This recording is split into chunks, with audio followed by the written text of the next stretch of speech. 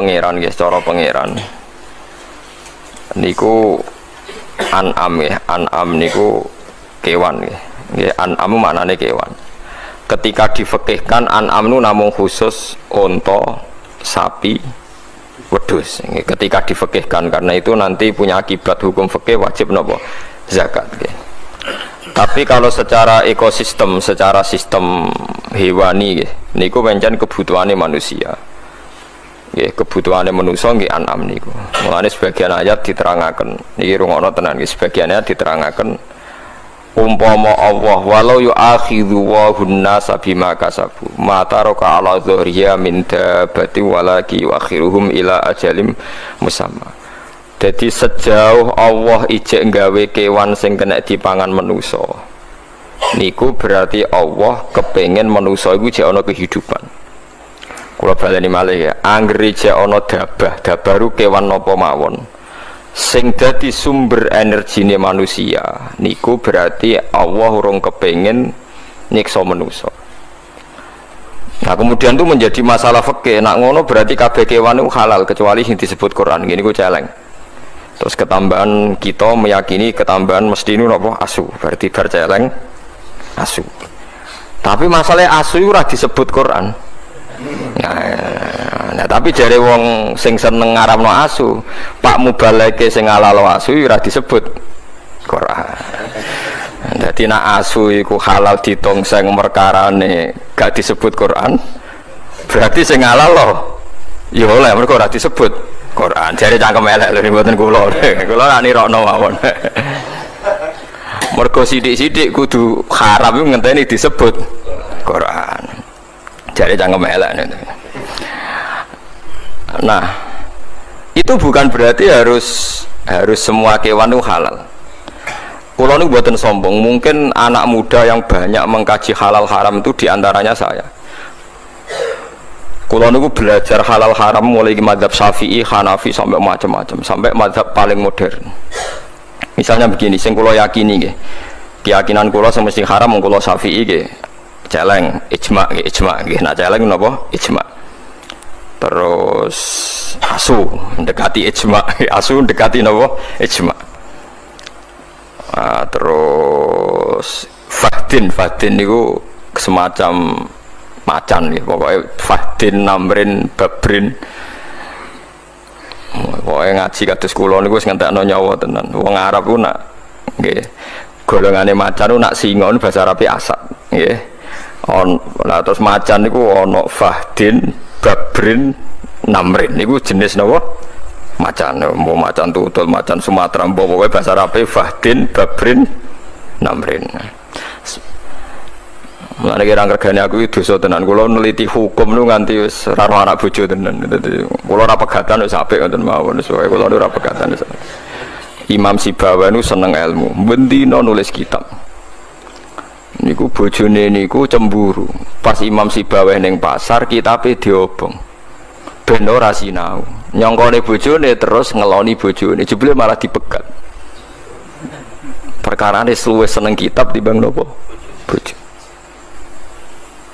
Nek bojo kula pun kompromi dadi wis Agus aku nomor 17 sementing aja pegat dadi nomor 17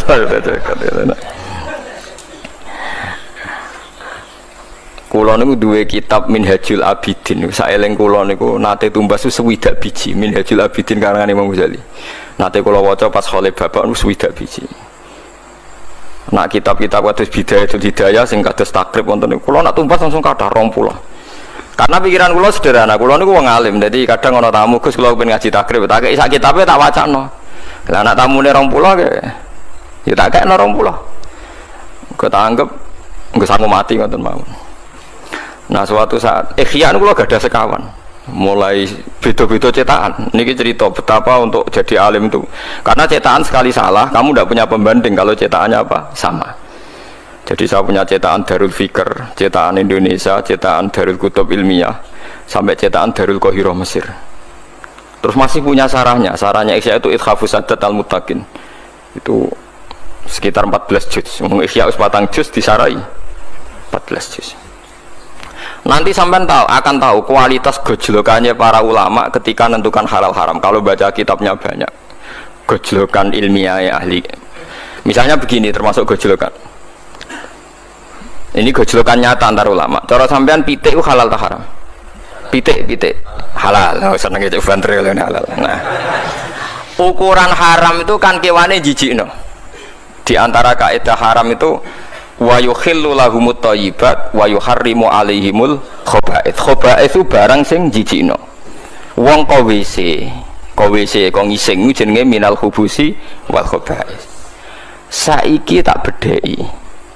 Mangane pitik iku apa? Lho ora usah munafik ya, mangane pitik iku apa? Taek kan? Mangane pitik iku apa? Taek. Pitik ambek macan ku priyayi ndi? Priyayi apa? Macan. Nah, berarti sing mungkin haram pitik ta macan misalnya pertanyaan. Pitik. Lah saya iki gojlokane ulama. Kowe agak ora rasane dadi ulama. Dadi ora tau duwe pikiran ngene iki. Engko ora rasane dadi ulama. Sebab itu Ahmad bin Hanbal mau mangan pitik. Ndekne ora sunah Nabi carane mangan pitik.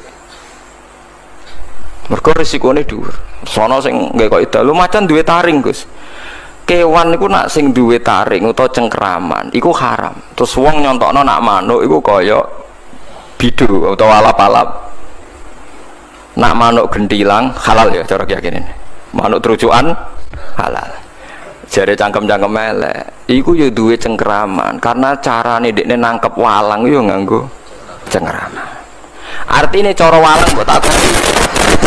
Nggih, cara walang mbok takoki. Cengkramane manuk gentilang ku kuat ta ora? Jawabane lho. Kuat. Artinya bagi korbannya kan cengkraman itu kuat. Ora Gus maksude cengkramane sing sejenis. Lho lah anak sejenis bidu mbek bidulah ya ora kuat. Bidu iku kuat nak nyengkram sak misor. Entek sampean nek kena ulama padha ulama gojlokan. Nah, terus ana kaidah meneh. Pokoke ngene. Nak madorot haram, nak gak madorot halal. Nah, saiki pertanyaane, cara ilmu medis, pitik iku rawan potensi flu burung. Bekecot gizine akeh. Perkara kan nggih. Perkara nek contone jajal tes secara medis, bekecot mbek pitik potensi penyakitnya akeh ndi? Pitik. Berarti pitik haram mergo potensi misalnya menulari flu burung, bekecot halal mergo gizinya banyak. Ajur nek kena mazhab-mazhab. Mulane masalah halal haram niku hake pangeran. Kita ora tau roh, sebab itu kita pakai imam. Dalam hal ini kita ngikuti sinten Imam Syafi'i. Tapi ngikuti itu bukan berarti kita terus sepaneng harus begitu. Karena kalau sampean sepaneng nanti sampean akan keweleh. Piye Imam Syafi'i di guru jenenge Imam Malik sing mudah menghalalkan kewan-kewan sing gak ono nase haram. Yang jelas Imam Malik termasuk orang yang melarang orang makan anjing. Jadi gak bilang haram tapi dia melarang murid-muridnya makan apa? Anjing. Ya orang juga gak bisa menebak apa melarang itu mengharamkan apa ndak. Tapi sing jelas jenenge nglarang gak ngongkon sing perlu dieling-eling nek jenenge nglarang iku mboten apa ngongkon. Nah itu sing niki penting kula aturaken karena siklus kehidupan sing dimaksud Allah niku pancen keng kewan. Mata raka ala dzuriya napa min dabatin. Mulane suket itu pangeran duwe adat. Sampeyan saiki tak bedheki. Mriki nek adarane suket apa rumput nggih. Suket mbek sapi ku larang ndi? Larang padha. Kowe ora tau dadi ilmuwan. Suket mbek sapi niku regane padha. Sampeyan nek duwe sapi, niku rata-rata didol umur pinten taun? 2 tahun kan. Pinten regane nek sapi rega 2 tahun. Mulai cilik nganti 2 tahun regane pinten? Mboten jawab mawon. Wonten 7 juta. Pinten? 12 juta. Sekarang misalnya sapi itu 1 hari mangan suket ono setengah pintal. Pinten? Mboten suket misalnya coba yang dedek suket. Sak pintal. Pinten? Pinten kilo kira-kira mangani suket itu berapa kilo? 20.000 nggih. Heeh. Saiki 20.000 ping sak wulan. 600. 600 ping setahun. Pinten? 7 juta 200 ping 2 tahun. Nah, bodoh kan. Mulane kena nyepelekno suket mbek sapi larang ndi yo larang suket padha kan. Mergo umure 2 tahun sapi iku padha karo umur suket sing dipangan. Mulane nyepelekno suket cara pengiran wong goblok. Lho iki kok tenanan. Mulane kula nanti tangkleti ilmuwan. Gus Quran hebate ngono kok bakas suket wa faqihatau wa abba. Faham ya? Anna sobabnal ma'a sobba thumma syaqaqnal ardo syaqqa fa'ambatsna fiha habba wa inaba wa qadba wa zaituna wa nakhla wa hadaiqa gulba wa faqihatau wa abba. Tak jawab kowe kiai kok bintu ora karuan suket mbek sapi regane padha. Jenengan juguyon lho Gus, guyon mbah aku iku ulama. Dadi mikirku luwih suwe timbang kowe. Sapi 2 tahun regane piro? Dijawab, ya 14 juta Gus. Dan aku makani sapi gue suket sedina 20.000 ping mau kena piro? 14 juta. Nah, artinya nak Quran bakas wit-witan, bakas suket aja sepelekno karena nilai-nilai sapi wedhus sing larang iku bergantung suket. Nak mbok hitung nilaine. Waduh. Aku yakin regane Mustafa mbek beras sing dipangan mulai cilik ku larang beras kok. Mustafa didol ora payu. Itu kan paham ya? Pemenang saya kisi yatim piatu, paham ya?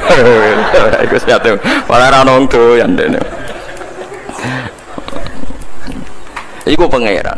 Mulane Quran iku bal huwa ayatum bayyinatun fi suduril ladzina utul ilm. Dadi ana Quran sing mbok waca jenenge mushaf.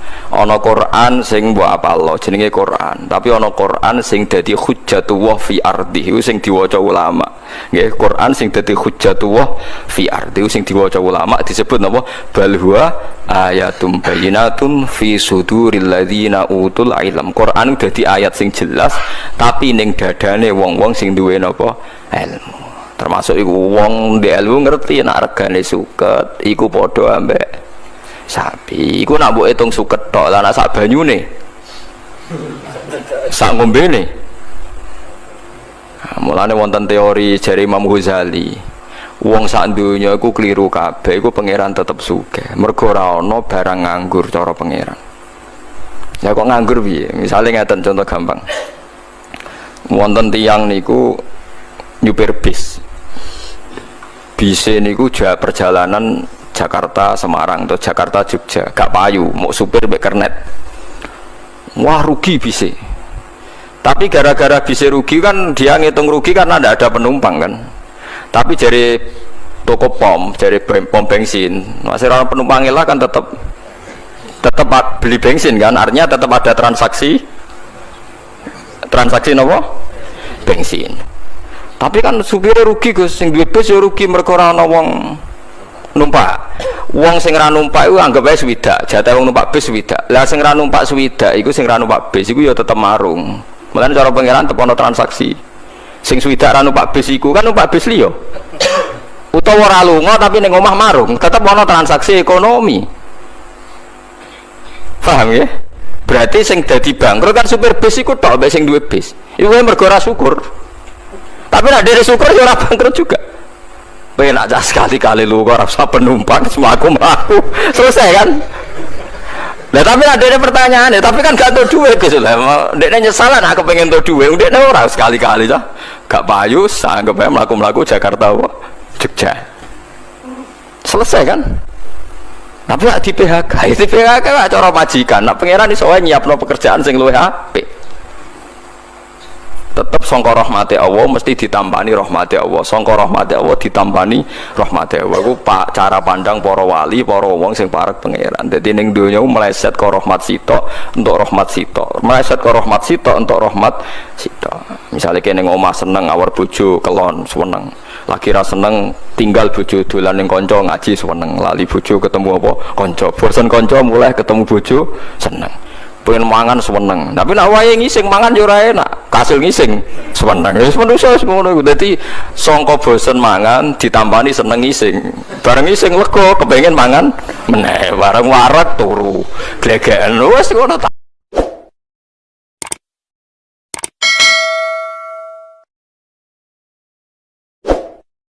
Tapi monggo lah kita cerita-cerita Islam, cerita-cerita beragama yang rileks. Kita semua tadi seperti yang dikatakan Kadensus pernah disewani Mas Sufyan Sauri, juga beliau pernah ngaji. Sebetulnya dalam banyak hal-hal yang keseharian itu lebih prinsip ketimbang ide kita tentang hal-hal besar. Saya beri contoh, Allah itu Tuhan yang maha kuasa, yang menguasai alam raya ini. Kadang-kadang menjelaskan dirinya itu hanya alladzi at'amahum min ju'. Saya ini Tuhan yang memberi makan kamu saat Anda lapar, saat kalian lapar. Jadi untuk beriman kepada Tuhan yang Maha Esa, kepada Allah, kamu yakin yang memberi makan kamu itu Tuhan. Apapun kecewanya Anda terhadap tetangga, terhadap negara, terhadap mertua, terhadap istri, itu kecewa Anda tidak akan mati. Tapi kalau tidak makan itu mati. Sehingga Allah mensifati dirinya kadang pakai keseharian. Alladzi at'amahum min ju'. Tuhan itu siapa? Yang memberi makan kamu ketika lapar. Tapi kamu untuk syukur itu nunggu punya istri cantik, neriman, gampang diatur, membolehkan poligami. Terus 4 istri itu neriman semua, loyal semua. Itu sombong betul. Mau syukur saja kok repotnya seperti itu. Jadi mau syukur ya ada makanan dimakan. Itu. Kalau ngantuk ya tidur. Ayatnya wa min ayatihi manamukum billaili wan nahar. Maksud ayat Allah itu tidur. Nah, keangkuhan-keangkuhan ini yang menjadikan kita itu jadi repot hidup. Wong untuk syukur kok nunggu tadi. Mertua baik, tetangga baik, istri baik. Apa saja di sekelilingnya harus baik. Nah, keinginan berlebihan ini menjadikan kita lupa ada hal-hal yang paling kita butuhkan, yaitu oksigen. Kita boleh nempat di buminya Allah. Alladzi ja'ala lakumul ardo firasya. Bumi kamu tempati enak. Coba kalau gempa. Apa artinya istri 4 cantik semua kalau pas digoyang apa? Gempa. Apa artinya kamu jabat? Entah apa saja jabatannya. Kalau bumi likuifaksi, habis kamu. Kiai meskipun dai kondang umatnya jutaan, kalau likuifaksi di panggung hancur. Tapi nikmat-nikmat yang disebut Allah seperti ini jarang kita kaji keseharian. Alladzi ja'ala lakumul ardo mahda. Allah itu yang menjadikan bumi dalulan, yang mudah diinjak. Famshu fi mana biya, silahkan pakai jalan-jalan. Jadi saya termasuk benar-benar kiai Jawa. Kalau kerennya kiai Nusantara atau kiai Indonesia lah. Diajari bapak saya Kiai Haji Nur Salim, diajari Mbah Maimun. Itu Islam itu keseharian. Karena ketika Anda memilih hal-hal yang serius, itu tujuan utamanya nyari ridhonya Allah. Dan ridhonya Allah bisa kamu dapatkan sesuatu yang pasti benar. Misalnya dalam sebuah hadis Sahih Muslim disebutkan, Inna wuha la yardo anil abdi idha akalal akla fayahmadahu alaiha aw yashroba syarba fayahmadahu alaiha. Itu redaksinya inna itu sesungguhnya, la yardo juga pakai lam taukid, juga maknanya sesungguhnya. Sungguh-sungguh Allah sangat ridho ketika seorang hamba itu makan ketika sesuap nasi dia muji Allah, ketika minum seteguk nasi dia muji Allah. Itu kalau orang diridhoni Allah itu wali betul. Itu untuk jadi wali itu gampang. Kamu makan ridho, kamu nginjak buminya Allah ridho, seneng. Kamu hidup keseharian aman, seneng. Nah ini supaya sampean kita semua lah, kita semua ngaji betapa panduan Rasulullah untuk menggapai ridho Allah itu banyak yang keseharian sekali. Saking kesehariannya banyak dalam hadis dan itu sahih. Nabi menyebut hal-hal yang keseharian. Hatta ma tas'alu fi fimra'atika. Kamu punya uang, kemudian istri kamu bisa makan, itu ibadah. Bahkan sebagian ibadah itu dicontohkan Nabi yang akhirnya diprotes sahabat. Yaitu wa fi buti ahadikum sedekah. Kamu menggauli istri kamu itu ya sedekah. Sampai sahabat bilang, yang benar ya Rasulullah. Ayati ahaduna syahwatahu wa huwa lahu ajrun. Masa urusan biologis, urusan syahwat kemudian dia dapat pahala. Nabi menjawab, alaysa lawadu'aha fi haramin akana alaihi wisrun. Bagaimana kalau dia meletakkan ke yang tidak benar, itu kan dosa. Nah, hal-hal seperti ini yang saya ingin teman-teman semua lah, semua. Saya juga agak ingin ngaji demi Anda juga agak ingin. Itu dosa sekali ngaji kok pesanan kelompok tertentu itu enggak boleh. Islam itu untuk semua. Jadi ya cuma karena di depan saya jenengan ya seakan-akan jenengan korbannya. Itu ada ilmunya dalam usul fikih itu. Jadi orang itu harus ngaji usul fikih. Nama yang disebut, mungkin Mas Sufyan masih ingat zaman ngaji usul fikih. Nama yang disebut itu tidak jaminan sebagai prioritas perintah. Jadi misalnya gini, kebetulan yang di depan Nabi itu Abu Dzar, Nabi ya bilang, ya Aba Dzarin ini uhibbuka misalnya, atau ya Mu'ad ini uhibbuka, atau ya Aba Hurairah ini uhibbuka misalnya. Banyaklah riwayat yang Nabi nyebut ya Aba Dzarin, ya Mu'ad, ya Aba Hurairah. Kemudian misalnya Nabi meneruskan khitab, ini uhibbuka, saya mencintai kamu, fakul dubur sholatin, atau sebagian riwayat disebut fala tada'anna dubura kulli sholatin, Allahumma inni ala dzikrika wa syukrika wa husni ibadatik. Saya mencintai kamu, siapa saja, Mu'ad bisa, Abu Dzar bisa, siapa. Saya mencintai kamu, mohon kalau habis sholat kamu jangan lupa wiridan Allahumma inni ala dzikrika wa syukrika wa husni ibadatik. Ya Allah, tolong kami permudah supaya mudah ingat engkau. Anda tidak bisa mentang-mentang, wong nama saya Parmin, nama saya Purnomo, itu yang diperintahkan Mu'ad misalnya. Jadi yang disebut satu, tapi khitab itu untuk siapa saja. Saya teruskan ya. Jadi saya mohon semua kita melakukan kebaikan itu, kalau dalam kaidah fikih disebut al yakin la yuzalu bisyak. Banyak kebaikan yang kebenarannya itu 100%. Tidak punya efek samping ke pihak lain, ke kelompok lain, ke komunitas lain. Yaitu tadi misalnya Anda makan dan itu murah sekali, hanya butuh satu piring. Setiap kunyahan kamu muji Allah, setiap minum kamu muji Allah. Itu redaksinya Rasulullah SAW disebut Allah sangat ridho ketika seorang hamba makan, kemudian dia memuji Allah, atau minum kemudian dia muji Allah. Logikanya gampang. Negara seperti ini yang kamu harapkan bentuknya kayak apa, mertua, ipar, komunitas, tetangga, itu nyata terjadi itu kan belum pasti. Sementara yang mesti terjadi adalah kamu butuh makan, kalau tidak mati. Butuh minum, kalau tidak mati. Butuh bumi yang nyaman ditempati, kalau tidak kita juga mati. Sebab itu Allah kalau menyebut nikmatnya itu hal-hal yang keseharian. Alladzi at'amahum min ju'. Allah itu siapa? Allah itu yang menciptakan kamu bisa makan. Tidak berlebihan. Allah itu yang menciptakan kondisi sosial itu ideal. Zaman Nabi itu ya ada orang munafik. Orang-orang pilihan Allah itu juga diuji orang sekelilingnya yang macam-macam. Semua diuji sesuai konteks zaman dan waktu. Nah, tapi ada ibadah-ibadah yang selalu disarankan Nabi. Sampai Nabi itu pernah ditanya, ayul Islam ya khairun ya Rasulullah, Islam terbaik itu gimana? Jawaban Nabi itu unik. It'amut to'am. Islam terbaik itu ya makan-makan, yang santai-santai. Ketika Allah menyebut beberapa kebaikan, falak tahamal aqobah, wa ma adrokan apa? Mal aqobah. Terusannya apa? Fakku raqobah. Terusannya apa? Au it'amun fi yaumin di masubaya, atau acara makan-makan itu juga Islam. Kenapa? Ya bayangkan kalau tidak ada makanan, kita mati kan? Kondisi sosial tidak ideal itu Anda masih gak apa-apa, tapi kalau Anda tidak makan, Anda tidak minum, kamu punya istri cerewet masih bisa hidup, punya mertua cerewet masih bisa hidup, tapi kalau tidak makan bisa mati. Berarti penting mana istri sama makan? Penting mana? Makan. Semoga istri Anda dengar, nanti kamu disuruh makan tapi pulang deh.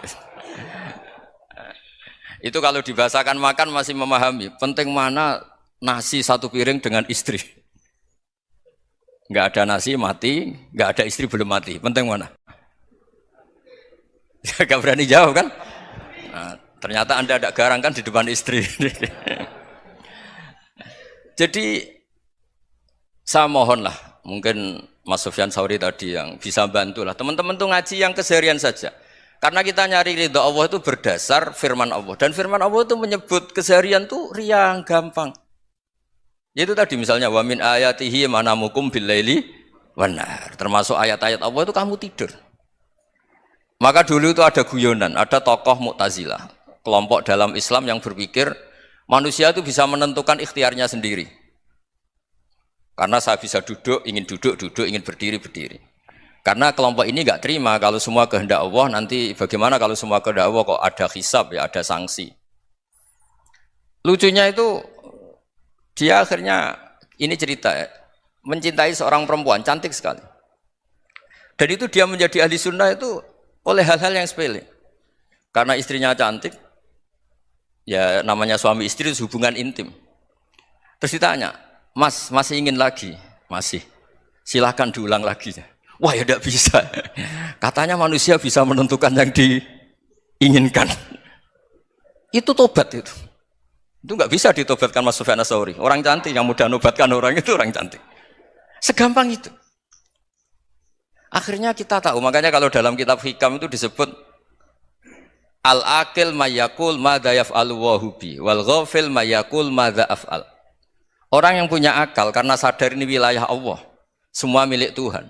Itu dia tiap hari berpikir, besok Allah akan melakukan apa terhadap dunia ini.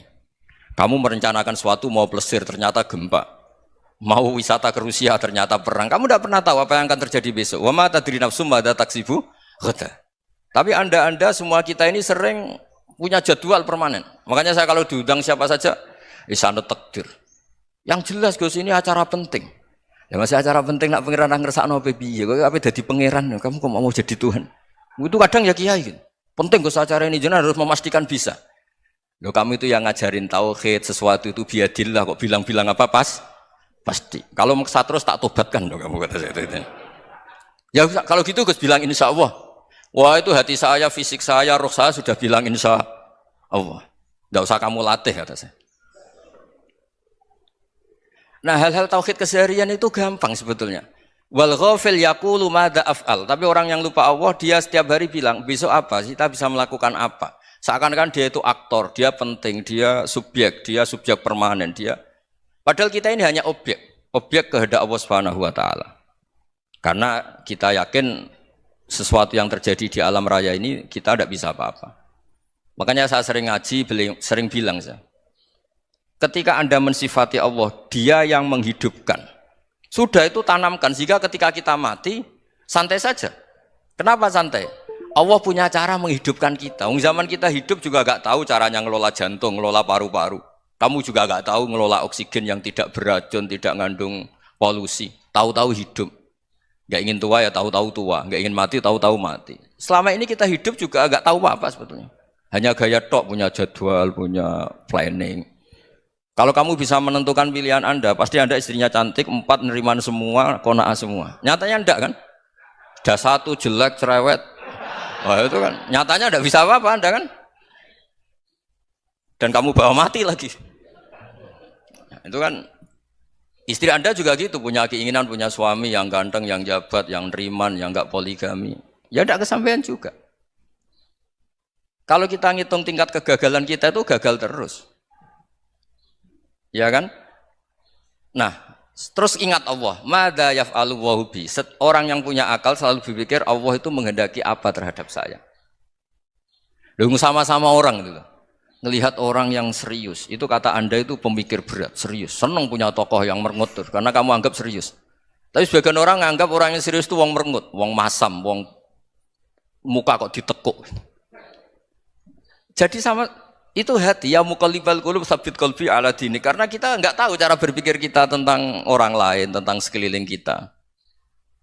Misalnya kita orang baik yang jenis ngrumat fakir miskin. Ada orang bangun masjid mewah itu janggal. Apa artinya masjid mewah kalau banyak orang kelaparan? Tapi kalau yang jenis pendidikan apa artinya masjid mewah kalau tidak bisa ngaji? Nanti yang jenis infrastruktur apa artinya ini kalau semuanya punya sudut pandang yang berbeda-beda. Dan Islam mengapresiasi semua kebaikan. Tapi katakan semua kebaikan itu adalah kehendak Allah Subhanahu wa taala. Karena apapun baik Anda itu pakai fasilitas yang diberikan oleh Allah Subhanahu wa taala. Sehingga ini yang disebut qulillah tsumadarhum fi khawdihim yal'abun. Ya kembali tadi ke tema-tema bahwa keseharian Anda ini sudah Islami. Saat Anda tidak bisa melakukan apa saja. Saya sering ada jenazah, biasanya kalau tetangga meninggal saya sering disuruh ngelepas. Saya bilang orang ini baik karena sering ngelamun di rumah, sering nganggur di rumah. Ditanya sama anaknya, kenapa Gus nganggur baik? Ya kalau dia nganggur artinya juga enggak berbuat sesuatu yang maksiat kan? Ya kan? Orang nganggur di rumahnya ya enggak bunuh orang, enggak maling, enggak korupsi, ya namanya nganggur di rumah. Lah cuma istri cara pandang nganggur enggak menghasilkan uang gitu. Tapi juga enggak menghasilkan kriminal kan? Jadi sebenarnya Islam itu makanya kalau sampean ngaji usul fikih itu ada kitab usul fikih namanya Lubul Usul, itu terkenal sekali di pesantren itu. Itu kalau ngapresiasi keseharian itu luar biasa.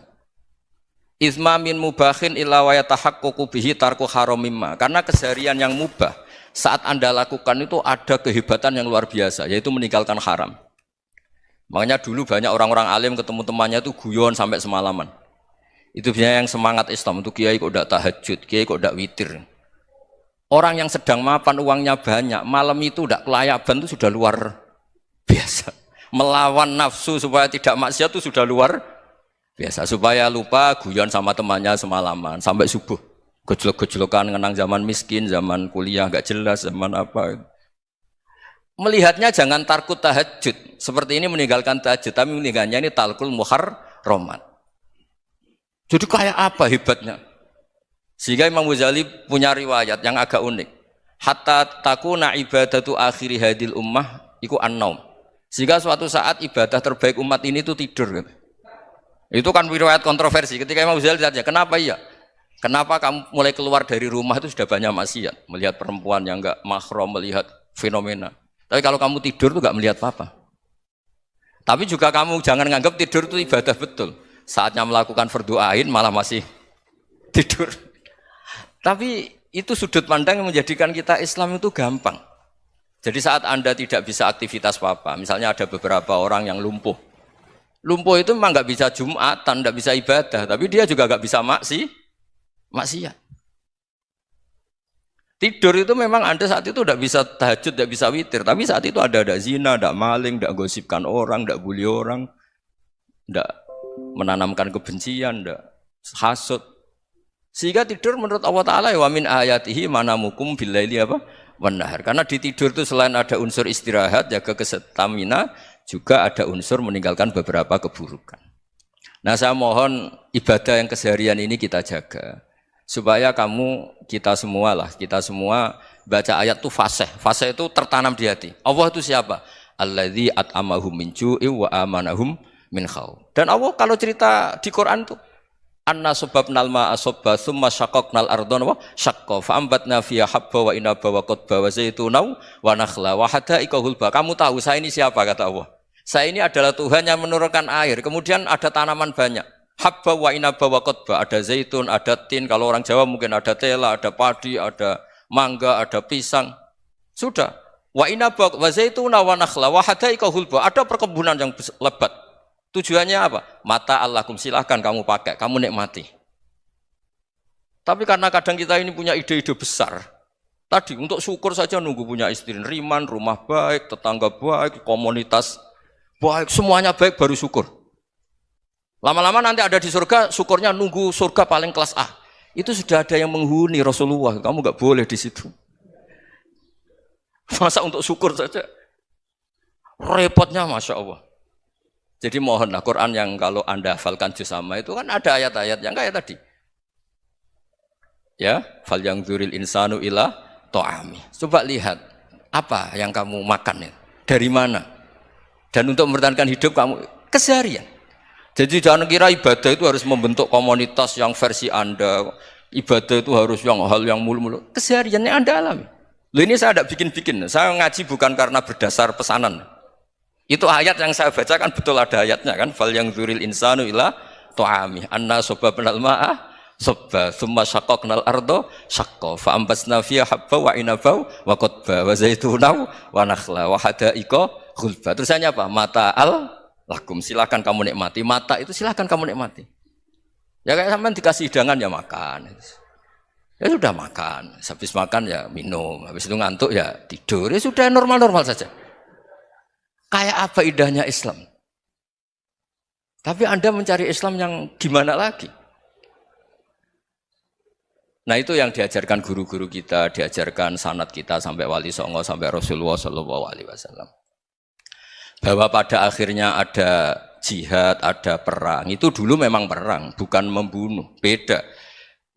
Dulu kita dijajah Belanda ya perang, dan itu normal karena kita dijajah. Jadi ketika orang lain ingin baik sama kita, wa in ahadum minal musyrikin astajaruka ya fajirhu hatta yasma'a kalam Allah. Kalau mereka ingin baik ya kita baik. Makanya ada istilah musta'man, mu'ahad. Kalau mereka ingin damai, berdampingan dengan kemajmukan ya itu yang lebih baik. Karena memang Islam menghormati proses perdamaian. Wa in janahu nawa lisalmi ya fajnah lah. Kalau ingin damai ya kita harus damai. Jadi andai kan dulu Belanda datang ke Indonesia kok minta besanan gitu. Ya mungkin kita juga seneng karena memperbaiki hidung kan kalau kita besanan gitu. Nah tapi wong jajah dulu itu kan masalah kan? Apa? Masalah kan? Jadi saya mohon, jadi apa? Saya tadi minta sama Bapak Kadensus kemarin juga pernah main ke saya. Jangan sering ketemu saya ini sudah uzlah, saya ini sudah mau daftar jadi resi. Saya itu kemarin di muktamar juga agak datang, acara di Jogja juga sudah.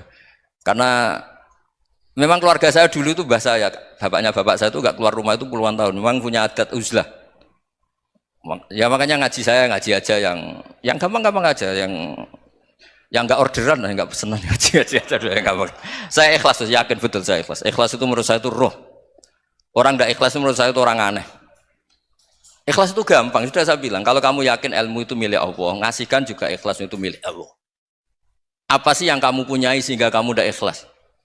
Uang milik Allah, energi kita milik Allah, bumi milik Allah. Kemudian kamu merasa memiliki. Merasa memiliki itu kalau dalam ilmu tasawuf sudah kesalahan kan. Bagaimana Anda punya? Coba tahu-tahu tanah itu kok milik Anda. Karena saya beli, Gus. Saya beli dari orang, dari Zaid. Padahal yang asli punya itu Allah. Apa benar kamu pernah beli sama Allah? Zaid ini pemilik nisbi, pemilik yang enggak sebenarnya kan? Ya enggak? Yang benar-benar pemilik itu Allah. Kok kamu ngerasa itu bumi kamu itu atas nama apa? Coba. Milik kan harus beli atau dikasih. Enggak semua kan? Nah, makanya terus famshu fi manakibiha, dan Allah menyebutnya, sudah saya ini yang menciptakan bumi. Waladzi ja'ala lakumul arda dalulan. Dan Allah menyebutnya sederhana, famshu fi manakibiha, silakan jalan-jalan. Terusannya apa? Wa kulu mirizki, silahkan makan-makan. Jadi Islam itu ya makanya kiai-kiai itu ada acara makan, sampai ada guyonan fikuli makanin makan di setiap tempat ya makan. Nggih ngoten guys, pokoknya sing gampang-gampang mawon nggih. Nggih Mas Sufyan nggih sing gampang-gampang mawon nggih. Assalamualaikum warahmatullahi wabarakatuh. Nah, yang saya ingin tanyakan, bagaimana kita memupuk konsep persaudaraan tanpa memandang kepentingan duniawi. Bismillahirrahmanirrahim. Ya yang rileks saja ya. Saya pernah ketemu orang yang pakaiannya itu enggak, mungkin kalau orang syariat bilang enggak syar'i lah. Pakai pakaian yang tidak syar'i. Tapi dia muslimah, dia ke masjid. Saya ditanya sama seseorang, Gus kok sama orang gitu mau bertemu gitu. Karena terus saya bilang, kenapa? Dia pakaiannya tidak islami gitu. Oke, dia tidak pakaian islami itu nyata, tapi dia ke masjid itu islami, tetap sholat itu islami. Ketika dia ingin sholat dan tetap sholatnya pakai takbir, pakai rukuk, pakai sujud itu islami. Wong setelah di masjid ya pakai mukena, pakai. Kalau sama-sama nyata, Anda kan boleh ngingat sama-sama yang fakta gitu. Dia punya kesalahan dalam berpakaian, dia punya kebenaran dalam sujud, dalam rukuk, dalam ibadah. Dan itu tradisi Quran. Quran ya cerita fama ya'mal mithqala dzarratin khairan yarah wa may ya'mal mithqala dzarratin syarran yarah. Apa susahnya sih ingat dua-dua sisi itu? Sama bernegara atau bertetangga, kita bayangkan jangan bernegara dulu, terlalu luas, bertetangga saja ukuran. Karena nanti sama, bernegara sama bertetangga itu hadisnya sama. Kita di kampung itu ya ada masjid, dan orang-orang yang enggak sholat juga nyumbang masjid.